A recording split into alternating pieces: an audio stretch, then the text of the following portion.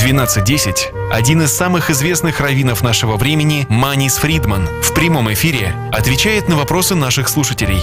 Вы услышите мнение самой мудрой книги человечества – Библии, о самых сложных проблемах, стоящих перед современным миром. Присылайте ваши вопросы заранее на наш имейл info@rosa.fm или во время передачи по СМС 347 460 08 77. Добрый день всем, кто сейчас настроен на радио USA. Вот это наша первая передача Thank God It's Tuesday в этом году, в 2024. Обалдеть можно. Всех поздравляю с этим годом. Очень надеюсь, что будет хороший год. Очень надеюсь, всем нам этого желаю. Вот. Ну, а передача, конечно, у нас начинается с каких-то странных вещей, потому что мир у нас начинается, год у нас начинается с каких-то очень странных вещей, как, например, в это воскресенье в Лондоне вдруг большое количество людей решили снять свои штаны публично и проехаться на метро вот в таком виде. Сверху галстук, пиджак или что-то другое, курточка, а снизу трусики, ботиночки и все. Ну, слава богу, что трусики. Вот что побуждает людей на такие поступки, причем это не акция, ничего, вот просто коллективно собрались и сделали. Вот просто хочется очень понять мир и что побуждает людей на такие поступки. Вот именно с этим вопросом я хочу, конечно же, обратиться к нашему совершенно потрясающему раввину Манису Фридману, с которым можно говорить на любые темы и немножко лучше понимать тот мир, в котором мы живем, и чем он руководствуется, и как ко всему к этому относиться. С юмором, с опаской. Ну, в общем, вот с этим вопросом мы обращаемся к раввину Манису Фридману прямо сейчас. Hello, Rabbi Manis Friedman. Hello. Thank God it's Tuesday. Happy 2024. As I said to our audience, really, really hope it's going to be a good year.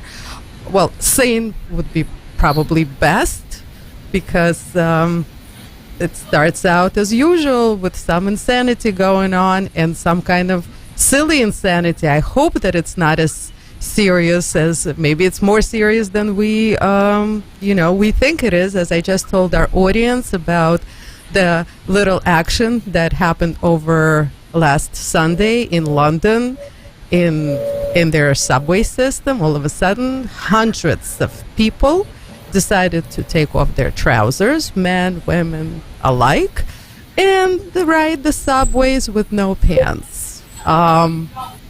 This is something, this kind of interesting tradition originated in 2009. They had a little bit of a break over the COVID period. It wasn't something on people's mind, but now that the COVID is over and I guess everything else in the world is fine and dandy, they're going back to taking off their trousers in the middle of the winter, getting on the subway and, collectively having this kind of action going on. And I really, really would like to make some sense of it because I'm having very hard time. I mean, there's a lot of craziness going on in the world, atrocities and things that should occupy our mind, make us a little bit more serious about life. But yet we have hundreds of people who in January take off their trousers in the middle of London and ride the subway. What do you think is the drive here? What do you think is the point? What are people trying to accomplish with actions like that, if anything?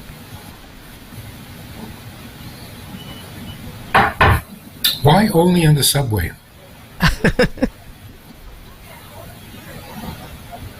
I don't know. It's a little warmer there. Maybe on the street it's still kind of chilly in the middle of January. I don't think it's very warm in the subway either in the in the winter. But yet it seems to people seem to think it's a good idea to do something like this.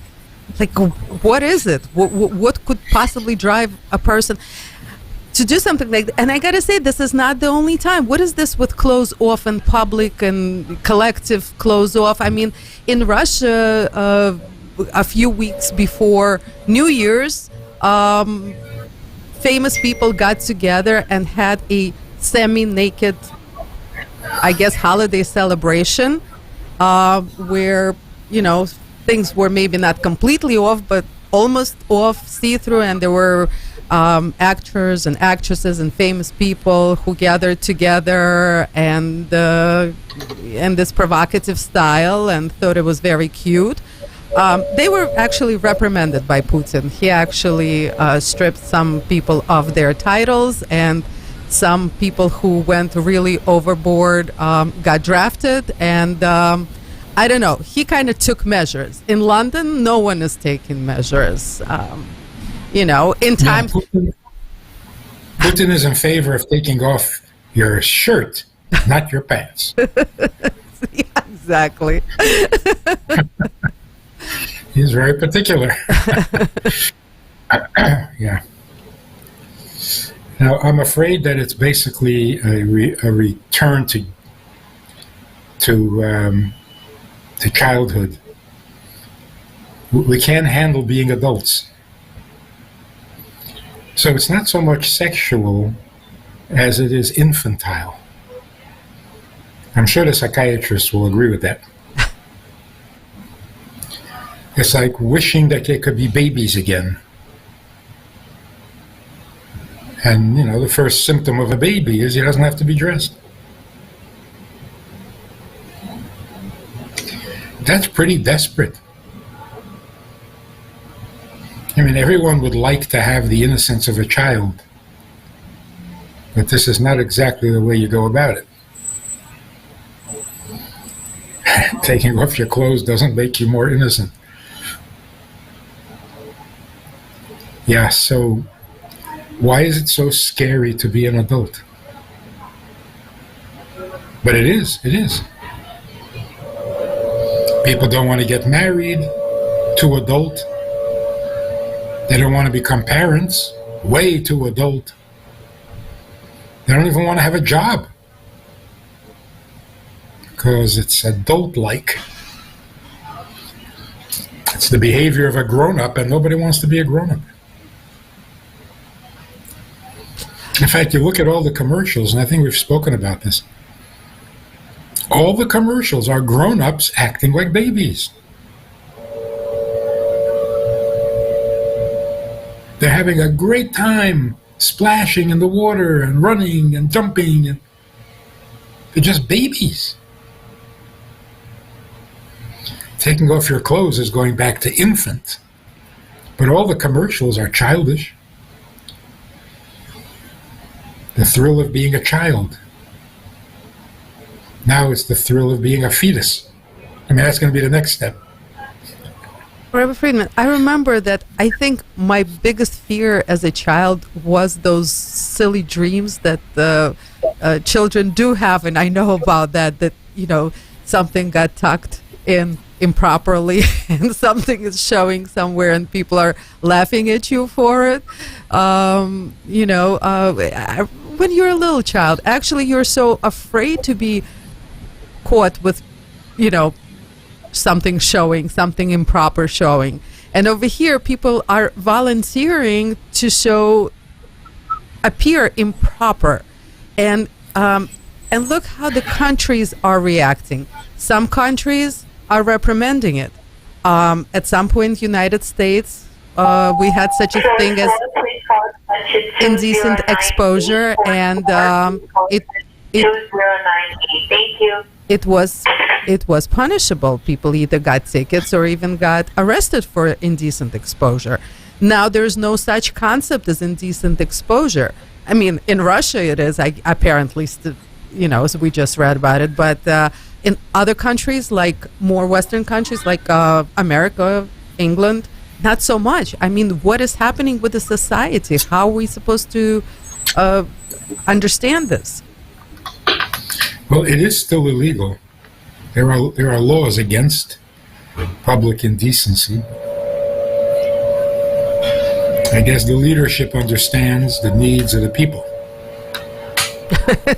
Right? They always do, don't they? They're like indulgent parents. So what do we do to grow up? Why grow up? Why should we even want to grow up? There really is no good answer. In a secular world, there is no answer. I don't want to grow up, so don't. Who's going to care? Your mother? The only reason to grow up is because there's a plan, there's a purpose.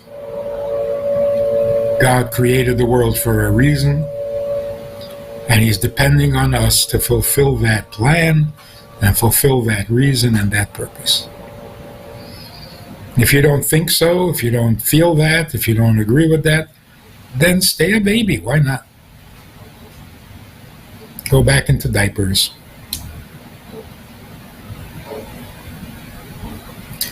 But who is going to lose out in the end? The Creator. And he has to blame himself because he gave us freedom of choice.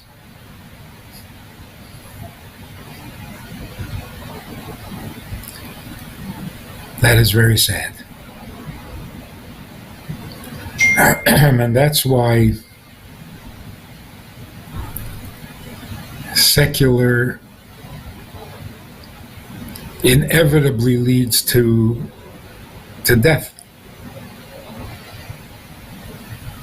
If there's no good reason for living, then dying becomes more interesting. So the whole society now is based on the appeal of the attraction to death. Abortion, assisted suicide, voluntary suicide, not getting married, not having children, birth control. It's all leading towards non-life. No one wants life anymore. And then we get all sanctimonious about people getting killed in Ukraine or people getting killed in Gaza. Don't be a hypocrite. You don't believe in life, so calm down. You can't be righteous about life everywhere else and worship death in your own life. It's very confused. Very sad. No one should kill anyone. But no one should give life to anyone either.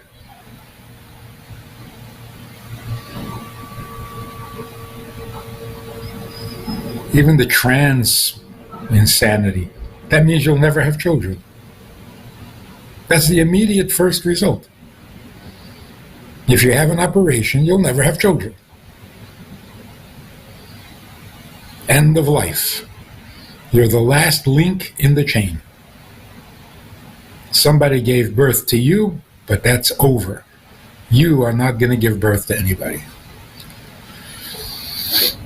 It all leads to the same place. Not living. Regressing back to not being born.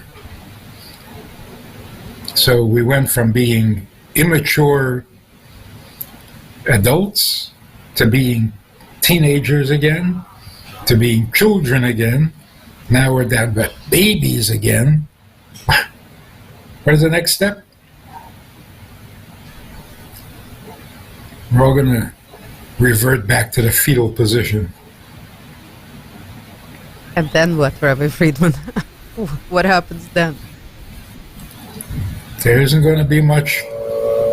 But those people who still believe in life will take over the world.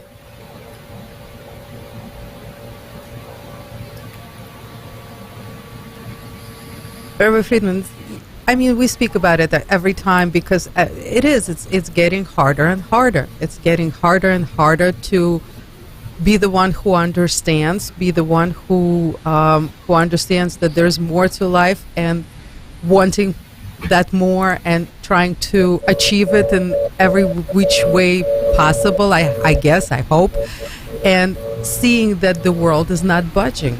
I mean, and it's a very difficult wait. It seems like we're in such a limbo right now. I mean, we can see this regression into a fetal position that the world has taken. Everything is breaking down as we see it. All the systems are collapsing in front of our eyes. But, we know that there's something coming. But at the same time, it's a little bit of a helpless and annoying state of being. Yeah, the only good news is that it's not staying steady. It's dropping quickly, which doesn't let you forget how wrong it is and how right you are. So there is a little bit of an encouragement there. If things moved slower, it would be more painful. But things are moving very quickly. In every area, in every field, in everything. Wherever you turn. Chaos. Chaos. Not a philosophy that is wrong. There's no philosophy, it's chaos.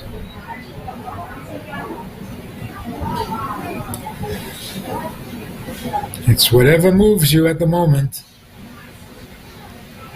But how do we deal with chaos? We're living in chaos. How do we deal with it? There's this comedian who says all these protests and all these marches, anti-occupation, end the occupation is evil. He says, I have a good suggestion. Go get an occupation. Go get a job. What are you doing marching around the streets all day long? Anti-occupation. It's exactly what it is. No one wants a job anymore. Now, I shouldn't say no one, but that has become the popular theme. Down with life. Is there hope for those people?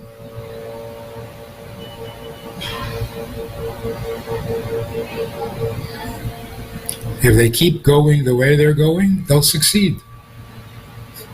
They will put an end to their lives. So we have to go to the opposite extreme. Not be reasonably sane.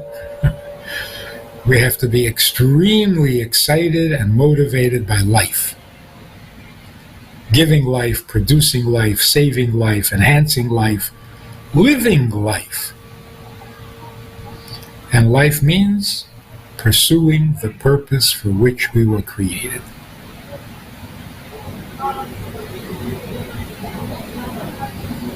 If you're pursuing the purpose for which you were created, even if you make some mistakes, it's okay.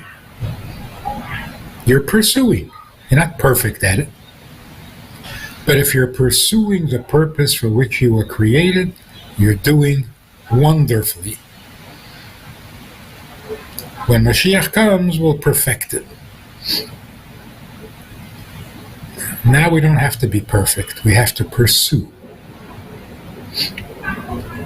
Because if you don't pursue up, then you go down. If you don't pursue life, you become enamored with death. It's polarized. There's very little in between. There's very little middle ground. Rabbi Friedman, can you give us a suggestion of how to be, even, when it, as we just spoke about, getting a job, being productive in this world, in this realm where we live, where we see things are completely crumbling. We can see the economy, everybody's predicting a crash. We know things are breaking down in front of our eyes. Where do we, in this world, where do we find strength to keep going?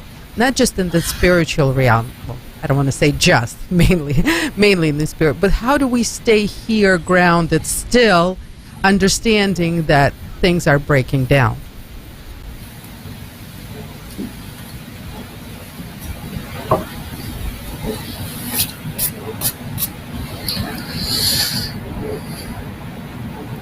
there's an attitude of apathy where I don't care.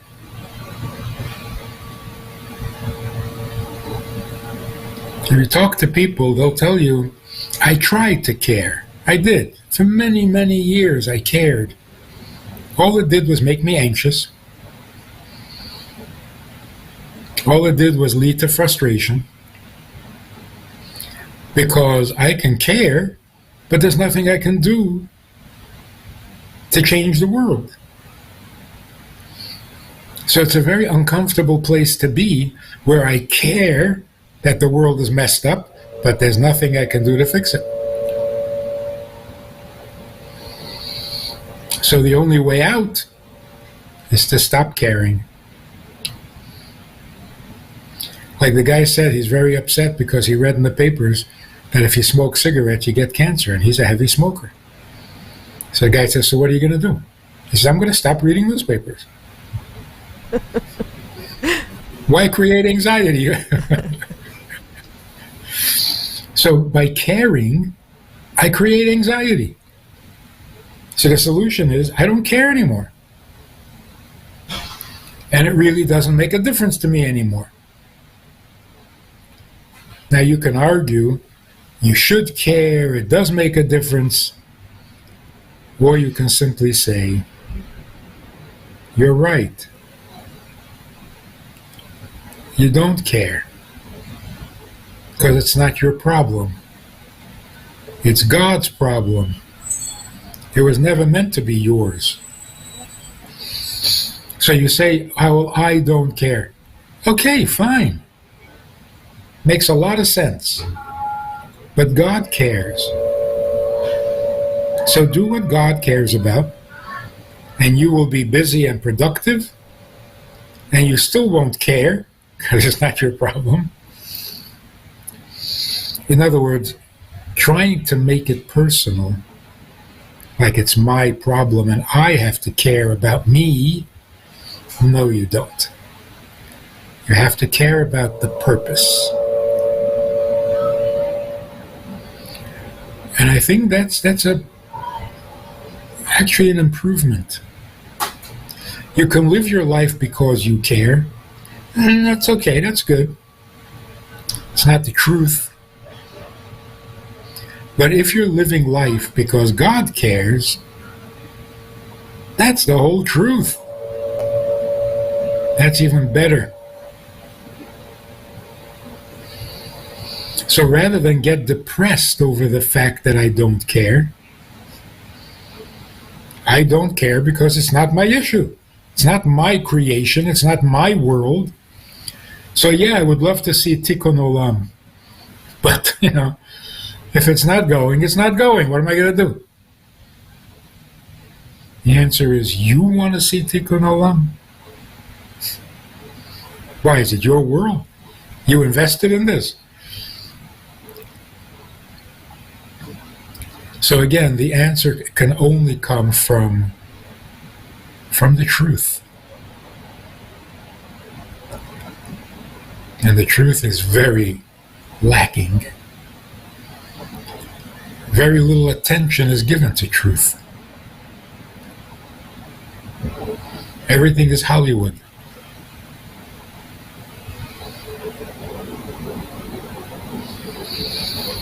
We live in a culture of fantasy. We grow up on cartoons,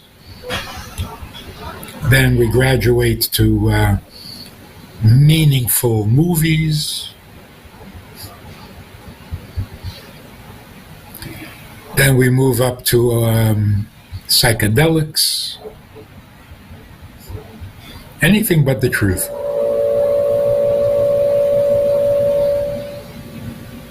So it's all, life has become Hollywood.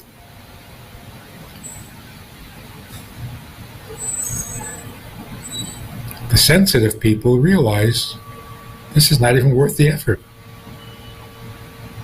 It's not worth the effort.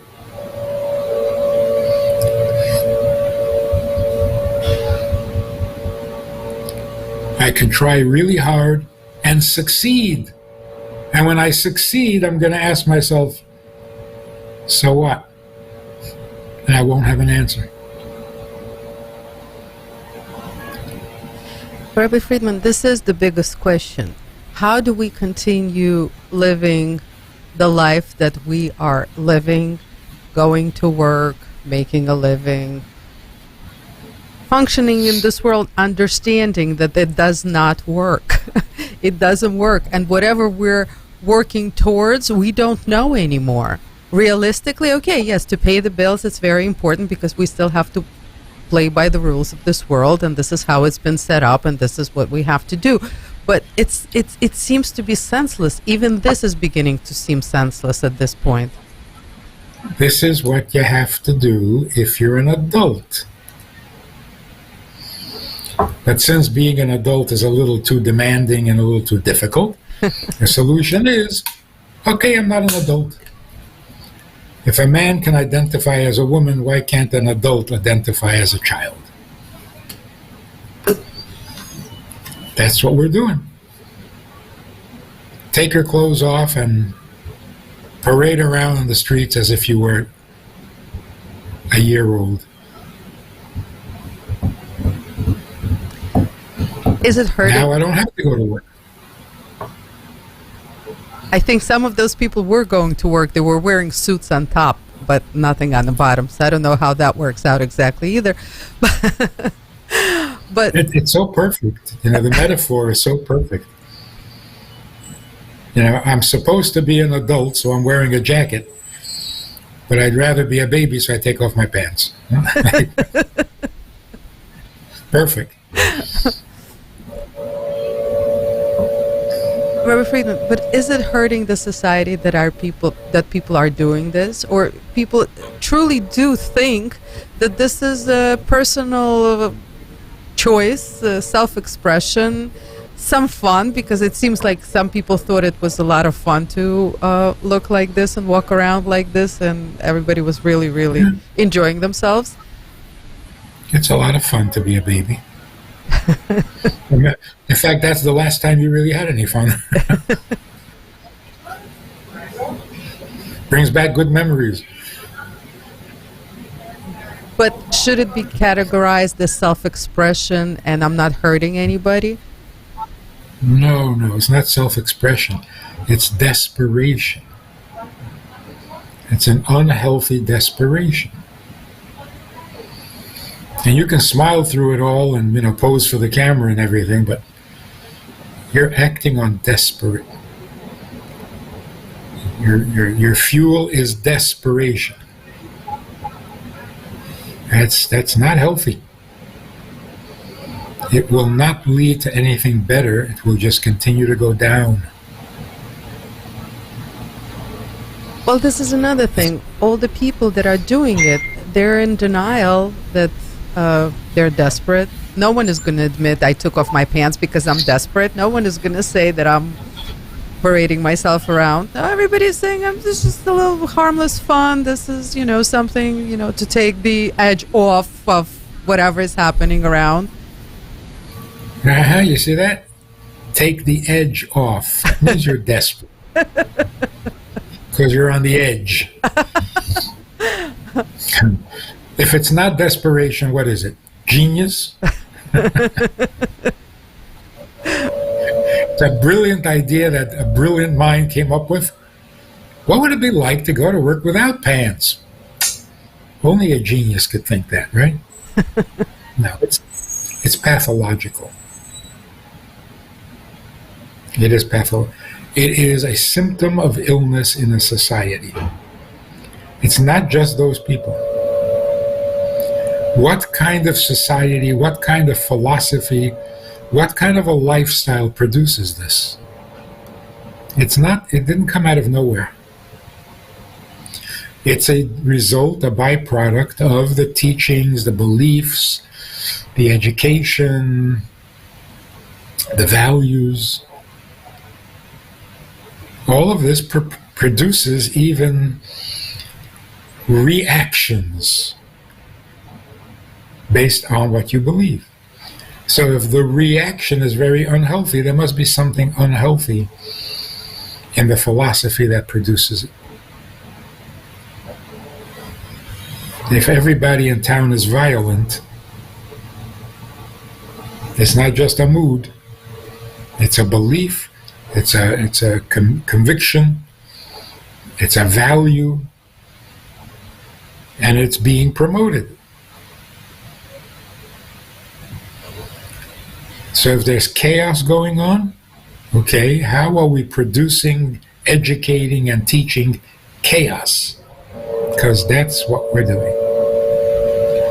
So you can't just shrug and say, oh, those crazy people.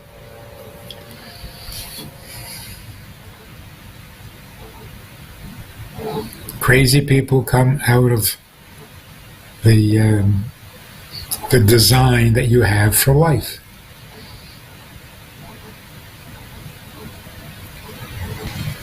Rabbi Friedman, it does not seem like there is something anybody can do at this point, realistically. We those who are sane, who understand the truth, who seek the truth, we're seeing what's going on, but it seems like there's nothing that we can do anymore. It seems like this is happening. It's beyond our control. Obviously, this is led by something way higher than we are, and we are who we are, and we're just waiting it out. It seems to be a perception of a lot of people that this is where we're at right now. Is there, besides just in our own little environment where we can make a difference, is there anything that we can do on the bigger picture? Is it realistic, or is it not up to us anymore at all? No, there's a lot we can do, because this kind of craziness is not compelling or convincing. It's just desperation.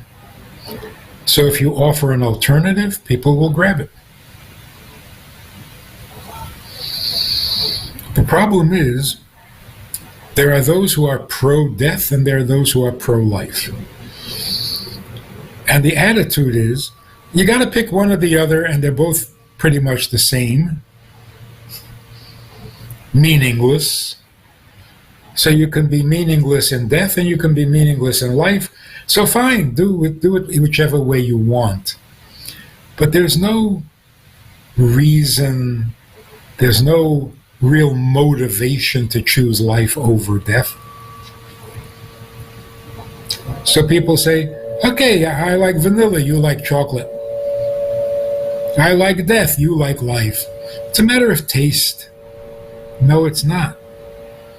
Those who choose life have a very good reason, have a very good explanation, have a plan. It's doable. And that can be convincing to people. So it's not like the desperation is that you have to go one way or the other, and either way is no good. Either life or death, but either way it's no good. Life is too stressful, death is too permanent. Yeah, at least it's that. It's not the same.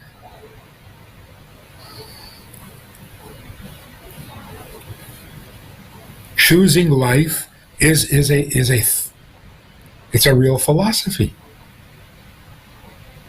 It's a real belief. It's substantial.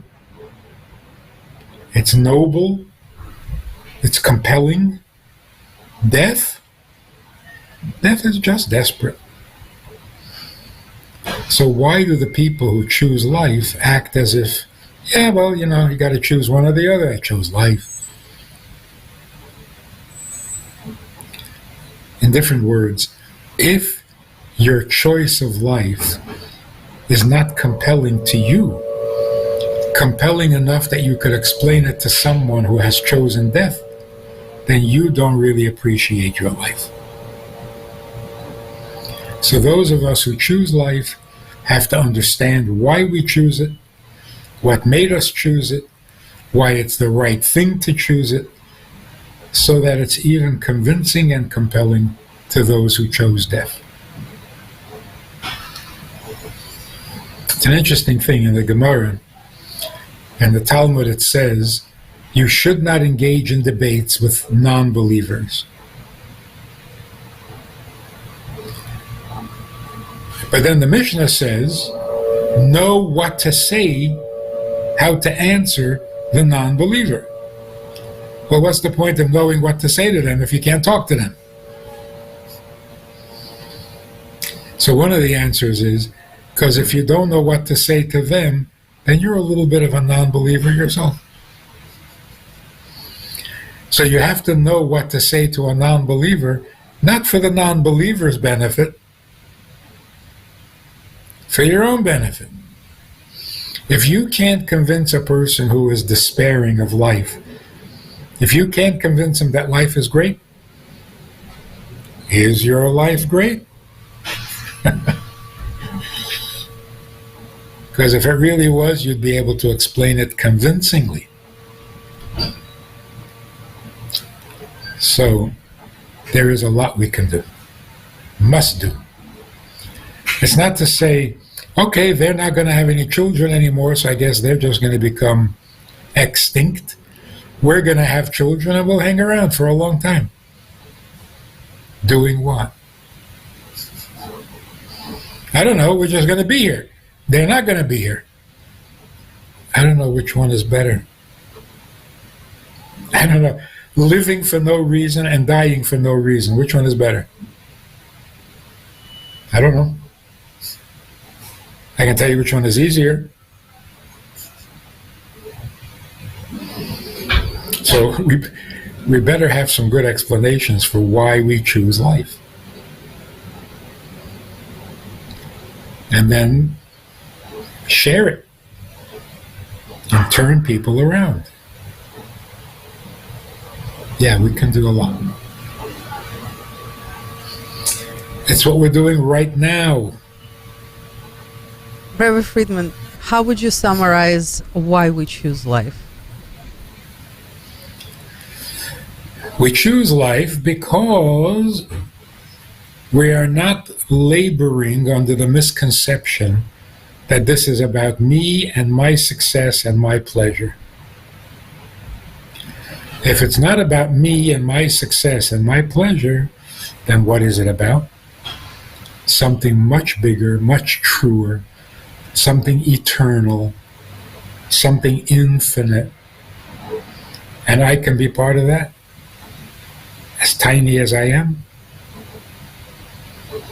That's a great deal you don't want to pass up on. So, life is enjoyable because we know why. If you don't know why, you can live life successfully, but not enjoyably. Amazing, Rabbi Fridman. Thank you so much. And You know, it's the curse of intelligence. Why can't you just live and have fun? Oh no, it produces anxiety. Why? Why can't we be infants without pants? Why? Why do we always have to ruin every good party? Let people enjoy pantslessness. They're having fun. Isn't that good enough? They're not having fun because they have a brain. And their brain is in trauma, watching themselves behave brainless. The brain can't handle that. It's the curse of intelligence. Intelligence seeks purpose, direction, sense. Sitting on the subway without pants, there's no purpose, there's no direction, there's no substance, there's no meaning, and your brain is freaking out. So, in order to enjoy life like a fetus, or like an infant, we have to have a lobotomy. You got to shut down your brain. So, no, it can't work. Intelligence demands sense and purpose. Rabbi Friedman, last question, if I may, to understand. Those who understand the purpose, who see the truth, who choose life, have to live in this environment that, as you have put it, is very childish, and it's very, very hard to, the more it goes on, the harder it is. What would be your suggestion? How do we not get tired of this? How do we not lose our hope, our drive, our sense of purpose in this life? Basically, how do we not get tired of seeing what we see and living in the environment where we live, where we know that this is not it. This is not what we're meant for. Well, very little in life is what is meant for. Everything in our lives is meant for a purpose. Being a fetus has no purpose and no meaning unless you get born.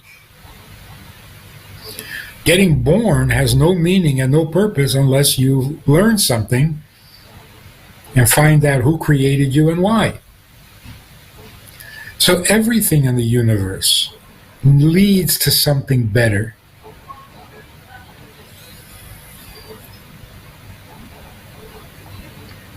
It must be a symptom of the end of days, of the times of Moshiach, where we all know it's got to lead to something better, but we don't see anything better. Bigger house, 2 houses, 8 houses. What are you going to do with them? So what we used to think is better turns out to be in need of purpose themselves. Having 8 houses, for what purpose? We're back to the same problem again. So now we're realizing having houses, even having 1 house, so what? What's the purpose? So I'm homeless. What's the difference? What's the purpose? So if we are proactive, if we take on the challenge, yes, there's a lot of craziness going on around you. Can you help out? Don't just sit there in judgment. Roll up your sleeves and get into it. Start moving people in the right direction. Then you don't feel helpless at all. But to just sit there and agonize over how the world is deteriorating, it's a little fun, but not for very long. Not for even a little while. Rabbi Friedman, amazing. Thank you so much. Thank you for the clarity. Thank you for the direction. Thank you for, letting us see things a little bit easier, a little bit better, having more hope. It's amazing. Thank you for doing exactly what we need right now. This type of direction is exactly what we need, because we see this craziness and it just throws you off, even though you understand and kind of have the focus, but just these little crazy things, they do throw you off the track. And thank you for being there for us and setting us straight and letting us see things clearly and not get lost in our crazy world. Well, you're the one that's doing it. I'm just talking. Rabbi Friedman, you're amazing. Thank you so much. It's a huge blessing for us to have you here once a week to set us straight, and thank you for everything that you do for the world every single day, and the wonderful Beis Hana that is right now having a retreat with the college girls, and I think this Friday starts the retreat for women. So if there's women out there who has not done this, I strongly recommend it. It's amazing. It's a different world. It's a different environment. It's a real lifesaver. in our day and age. So basehana.org, check it out. It's in Florida. It's in a great place with a great crowd, with terrific teachers and leaders, and it's amazing. Rabbi Fridman, thank you so much. We're learning from you. We're really getting inspired by everything you and everyone around you does, and thank you so much. So hopefully, and thank God for Tuesdays. Yes, I say that every single week. Thank God it's Tuesday. So what would we do without a Tuesday? I wouldn't be here probably at all. Rabbi Fridman, thank you so much, and so looking forward to hopefully next week some good news to discuss. Would love that. Amen. Thank you so much. Ну, а всем, кто нас сегодня слушал, большое вам спасибо. Продолжайте вдохновляться такими мудрыми учениями, как предлагает нам Рэбби Фридман. Есть много других учителей, находите их на YouTube. Рэбби Маниса Фридман имеет свой канал, так и называется, Рэбби Маниса Фридман. It's good to know.org имеет очень много информации. Книгу написал огромное количество, так что все они на Амазоне, их легко приобрести. Вот. И еще раз хочу напомнить женщинам, что есть возможность окунуться совершенно в другой здоровый мир, прекрасный мир духовности, здоровья, физического, морального, basehana.org. И с этими словами я, Аня Пекерман, и передача Thank God It's Tuesday. Прощаемся со всеми до следующей недели и желаем хорошей, здоровой, радостной, спокойной недели. Всего доброго.